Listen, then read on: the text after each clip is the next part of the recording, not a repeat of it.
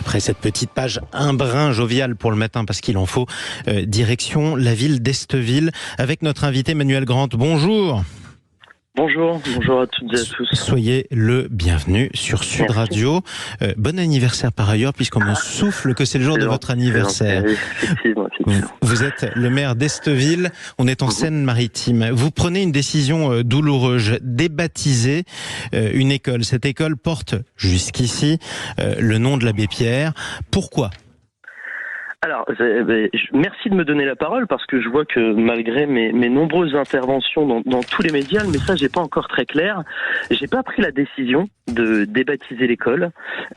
Beaucoup de médias m'ont demandé ce que j'allais faire du nom de l'école, de ce groupe scolaire dont je vais vous parler. Et à ça, j'ai répondu que en tant que maire, je prendrais le temps nécessaire à la réflexion et que je prendrais les décisions qui s'imposent loin de la pression médiatique et loin de la pression populaire. Pour vous parler de ce groupe scolaire maintenant, ce groupe scolaire, effectivement, il porte le nom de l'abbé Pierre pour une raison historique. Il y a plusieurs années maintenant, notre groupe scolaire était constitué d'espaces modulaires, d'Algeco, pour ne pas citer de marque, mais de préfabriqués. De préfabriqués. Et c'est l'abbé Pierre qui est intervenu personnellement pour que nous puissions avoir les financements nécessaires à faire une école en dur. Donc aujourd'hui, à la lueur des faits qui ont été révélés, il va falloir qu'on se pose les bonnes questions et qu'on trouve le juste milieu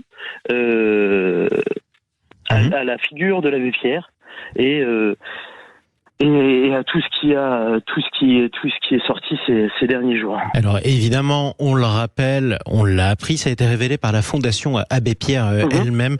L'abbé Pierre est accusé d'un certain nombre d'actes qui peuvent s'apparenter soit à des agressions sexuelles, soit à du harcèlement sexuel contre des femmes, jusque très tard, peu de temps avant sa disparition. Ça a été un choc pour beaucoup de personnes qui adulaient l'abbé Pierre, qu'ils considéraient presque comme un saint homme. On va bien le dire. J'imagine que l'émotion a été particulièrement vive chez vous aussi.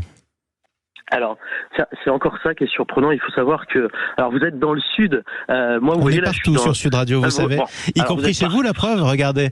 Oui, c'est vrai. Bon, eh bien, donc moi, je suis le maire d'un petit village normand de 560 habitants, et je le dis, les Estevillais et les Estevillaises qui ont choisi de vivre ici ne l'ont pas fait parce que l'abbé Pierre y est enterré ou il y a vécu. Bien. Voilà, on est d'accord. Vous aviez une vie avant, une vie après, ça c'est normal. Exactement. C'est le propre de tous les villages qui existent depuis des siècles. On est bien d'accord. Et étrangement, j'ai plus de sollicitations de l'extérieur que de sollicitations de mes administrés. Pour vous dire la vérité, j'ai pas un administré qui est venu me voir à la mairie en me disant quelle histoire, etc. Vous êtes en train de me dire concrètement que c'est nous, en fait, ce sont les journalistes qui passent leur temps à vous demander si vous allez changer le nom de cette école, c'est ça ? Ouais. Alors, en tout cas, ce qui est vrai, c'est, et je le conçois, l'abbé Pierre était une figure emblématique. Pour vous dire un petit peu ce que j'ai vécu, le jour où Emmaüs a décidé de sortir ce dossier, on a eu une dizaine de journalistes dans le village qui me cherchaient pour me poser plein de questions. Je vous avoue que j'ai pas vraiment été formé à ça. Non, bien sûr. Mais à beaucoup d'autres choses, mais pas à ça. Alors, moi, je pense que c'est pas les médias qui font la polémique, c'est les médias qui posent les vrais sujets. C'est un sujet, on va pas se voiler la face. Dans le village, on a deux éléments. On a ce groupe scolaire qui porte le nom de l'abbé Pierre et on a une fresque de l'abbé Pierre.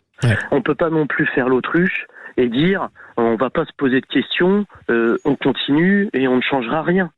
Moi, je dis en tant que maire du village, oui, il y a un vrai sujet, il y a deux vrais sujets dans notre village, la fresque et le nom de l'école. On va prendre le temps, on va se poser, on va réfléchir, on va discuter, on va faire ça paisiblement et on prendra en responsabilité toutes les décisions qui s'imposent sans se cacher derrière quoi que ce soit. Mais décidez entre vous, discutez entre vous, mettez-vous même en mode avion, ça vous fera du bien un petit moment justement d'éviter d'avoir de pression extérieure. De toute façon, c'est quand même, on va pas se mentir, Manuel Grant, c'est une question qu'on s'est déjà posée tous à un moment ou un autre en tant que citoyen, lorsqu'on a pu apprendre que telle ou telle personnalité qu'on mettait sur un piédestal avait pu commettre par ailleurs des actes répréhensibles. Oui, on est complètement d'accord. On est complètement d'accord. Aujourd'hui, Esteville vraiment devra trouver le juste milieu entre Esteville ne peut pas réécrire l'histoire. L'abbé Pierre y a vécu.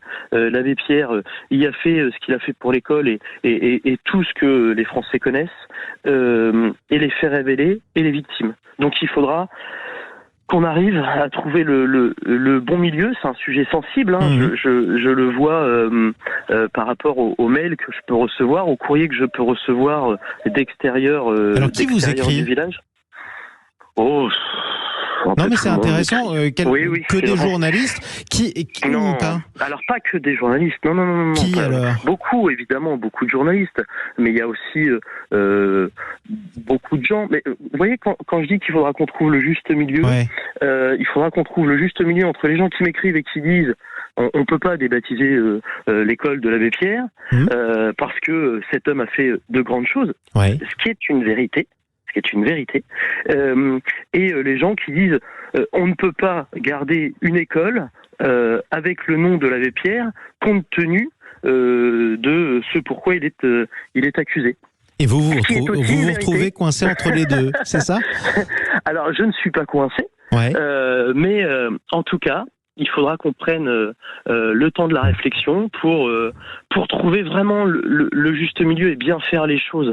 On peut pas prendre 2 minutes et n'agir que par réaction sur des sujets qui sont aussi importants que cela. De même qu'on ne peut pas effacer non plus tout le passé. Exactement. Effectivement. Eh bien, le temps de la réflexion viendra. Là, c'était le temps de la clarification sur Sud Radio. Exactement. On est ravis de l'avoir eu avec vous le jour de votre anniversaire. En plus, monsieur le maire, Manuel Grant. Merci. D'avoir pris la parole sur Sud Radio ce matin. Merci de m'avoir donné la parole. Juste une pensée pour ce gendarme qui malheureusement nous a quittés. Voilà. Exactement, on va en reparler dans un quart d'heure. Vous faites très bien de le dire. Merci à vous, Manuel Grant. Je rappelle que vous êtes le maire d'Esteville. On est dans la Seine-Maritime et je rappelle cette information que vous évoquiez à l'instant. Un gendarme a été tué cette nuit dans les Alpes-Maritimes, percuté par un homme qui a refusé d'obtempérer. L'homme a été interpellé peu après dans la ville de Cannes. On y reviendra. Allez, restez avec nous. On se retrouve dans un instant sur Sud Radio avec notamment le rappel des dernières actualités. À tout de suite.